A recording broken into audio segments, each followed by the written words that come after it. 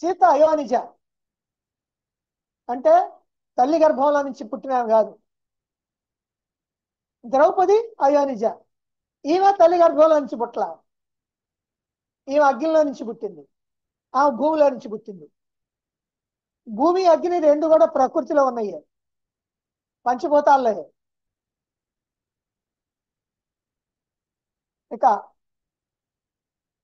రామరావణ యుద్ధం ఎందుకు జరిగింది అని అంటే రామాయణంలో దొంగతనం వల్ల, అంటే దొంగతనంగా సీతాదేవిని ఎత్తుకెళ్ళాడు.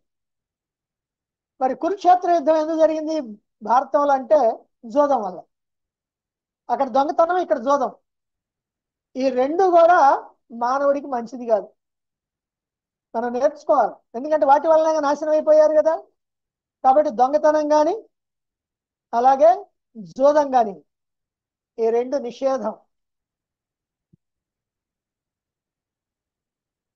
శ్రీరాముడికి దూరమైనటువంటి సీతాదేవి భరించలేని దుఃఖాన్ని అనుభవించింది. మరి ద్రౌపది భర్తల ఎదురుగానే గొప్ప కష్టాన్ని దుఃఖాన్ని అనుభవించింది. ఎదురుగా భర్తలు కూర్చొనుంటే దుశ్శాసనుడు ఆమెని సభకి తీసుకొచ్చి బట్టలు ఇప్పదీశాడు. అంటే ఎదురుగా భర్తల ఎదురుగా. ఈ దుఃఖం ఏమైనా సామాన్యమైనటువంటిదా? ఊహించడానికి వీలవుద్దా? ఆనాడు నిజంగా ఇది జరిగిందా అని మనకు అనుమానం వచ్చేంతగా అంత దుర్మార్గపు చర్య. ఇక రామాయణంలో పుష్పక విమానం అనే ఒక విమానం ఉంది, భారతంలో కూడా విమానం ఉంది.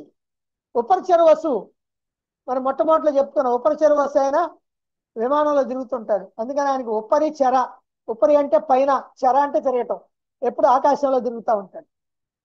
అట్లా అక్కడ విమానం ఉంది. ఇలా మనం రామాయణ భారతాలను గనక పోలుస్తుంటే మనకి ఎన్నో పోలికలు ఉన్నాయి, ఎన్నో ఒకే విషయంలో పరస్పర విరుద్ధాలు మనకు కనపడతా ఉన్నాయి.